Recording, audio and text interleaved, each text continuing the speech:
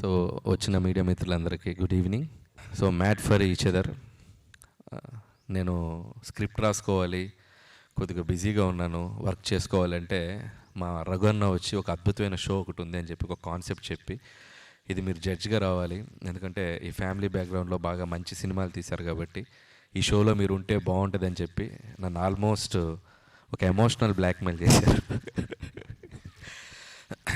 Apart from that నాకు show idea బాగా నచ్చింది, నేను కాన్సెప్ట్ బాగుంది.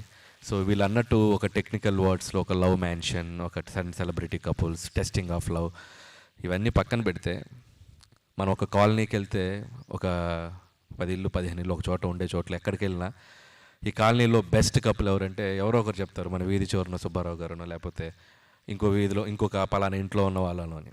సో సింపుల్, అలాంటి ఒక 10 జంటల్ని ఒక లవ్ మ్యాన్షన్ అనే ఒక కాలనీ లాగా ఒక హౌస్లో పెడితే వాళ్ళలో ఎవరు బెస్ట్ కపుల్ అనేది ఒక రియాలిటీ షో రూపంలో వాళ్ళని తీసుకోబడుతుంది.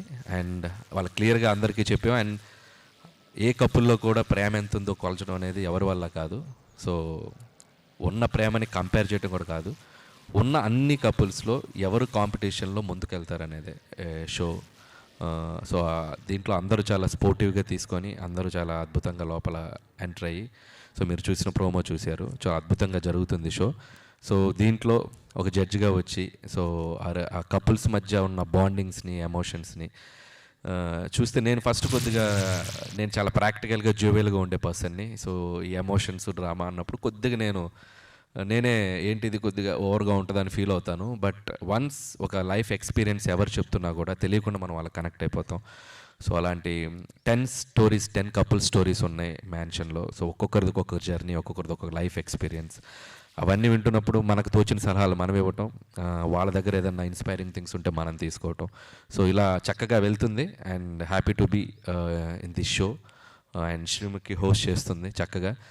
అండ్ మేమంటే వీకెండ్ వచ్చి జడ్జ్ చేసి వెళ్తాం. పాపం శ్రీముఖి ఎవ్రీడే పార్టిసిపెంట్స్తో ఉంటూ సో వాళ్ళతోనే ట్రావెల్ అవుతూ ఉంటుంది, లోపల జరిగే ఛాలెంజెస్ కానీ ఏమన్నా కానీ. చాలా కొత్తగా ఉంది షో ఐడియా కూడా.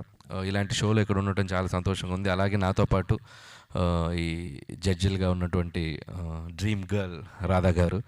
సో ఆవిడ ఎనర్జీ, ఆవిడ లైఫ్ ఎక్స్పీరియన్స్, నిజంగా చాలా చాలా విషయాలు ఆవిడ పక్క నుండి కొన్ని చెప్తుంటే తన లైఫ్ ఎక్స్పీరియన్సెస్ కానీ, ఆ కపుల్స్కి తను చెప్పేటప్పుడు కానీ ఆవిడ ఎక్స్పీరియన్స్లు ఏవైతే ఉన్నాయో, ఆ జీవితంలో ఎలాంటి మూమెంట్స్లో ఎలా ఉండాలని చెప్పే కొన్ని విషయాలు